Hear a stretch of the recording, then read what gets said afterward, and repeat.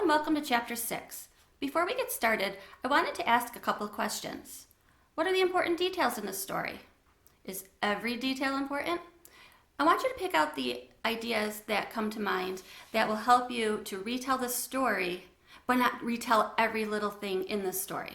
So what I did was I came up with 3 things that I thought were important, and I think that you might think they're important too. Number 1, Bat lives with his mom and his sister. That's important for us to know who he lives with because those are the main characters in the story and we learn how he interacts with those two. Number 2, Mom is a veterinarian. It's important for us to know she's a veterinarian because this story is starting to take place all around animals. Because number 3, Mom brought home a baby skunk. Those 3 details are really important to the story so far. There's going to be many more important details in the story because there's 26 chapters in the story. So we'll touch base a little later. Now, let's get to Chapter 6, Skunk Lunch. Can it spray yet? Janie asked. No, Mom answered. Soon he will be able to. But when skunks are babies, they can't spray as strongly as the adults. Bat realized that he didn't know a lot about skunks. He knew they sprayed a stinky smell to protect themselves, and he knew they were mammals, and he knew they were omnivores because they ate bugs and smaller animals and plants too. But he didn't know very much more than that. He decided to learn everything about skunks. What are we going to feed him? Bat asked. Can I do it? He's too little to eat yet, so we need to feed him formula. They don't make skunk formula, so we use puppy formula.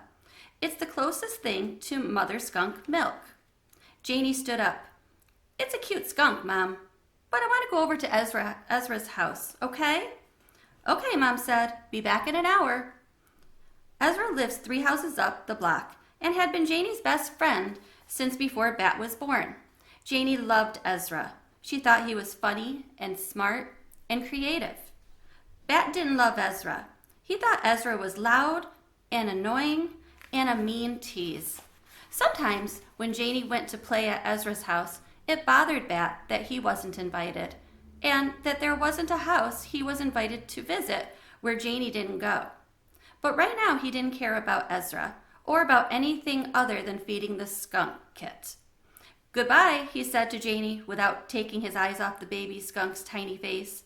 The skunk was yawning and licking his lips with the world's tiniest, pinkest tongue. Janie left. Mom said, okay, Bat, sit right here and I'll get the formula. She went to her bag and pulled out a can, like a soda can, but with a picture of a puppy on it. Mom shook it and cracked it open and dipped a syringe inside, pulling the plunger up. Bat watched it fill with a thick white liquid.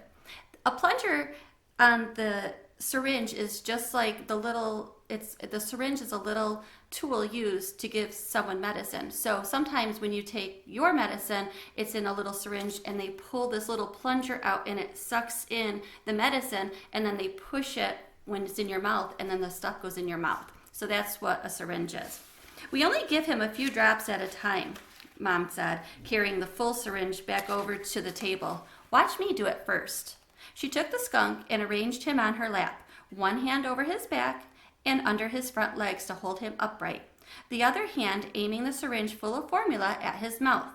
The skunk seemed to know what was about to happen and twitched his little pink nose back and forth eagerly.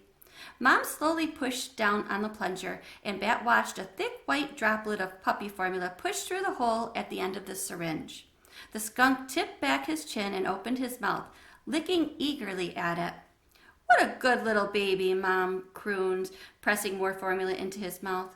I want to feed him. Let me feed him. I want to feed him, Bat said.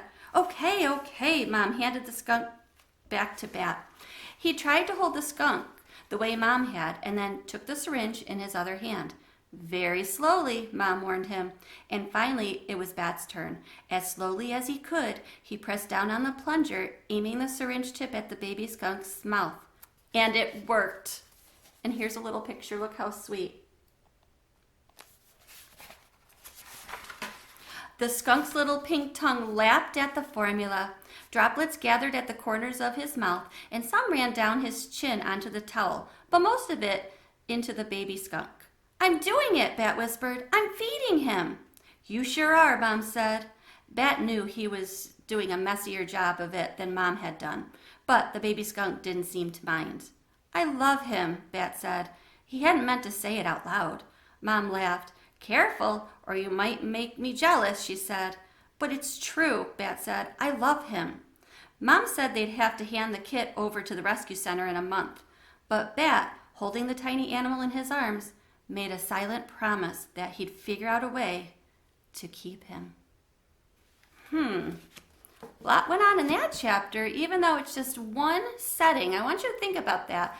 We have lots of different settings and stories, but in this particular chapter, it's just one setting, and they're sitting there in their house feeding the baby skunk. But all the conversations they were having, him letting out how much he loved him, that's a sign that he's getting attached to the baby skunk. And if he's getting attached to the baby skunk, think about how hard it's going to be for him to say goodbye to him if they have to bring it to the animal rescue. So will Bat figure out a way to keep him? He'll have to convince Mom. Let's wait and see. That's it for now. I'll see you tomorrow.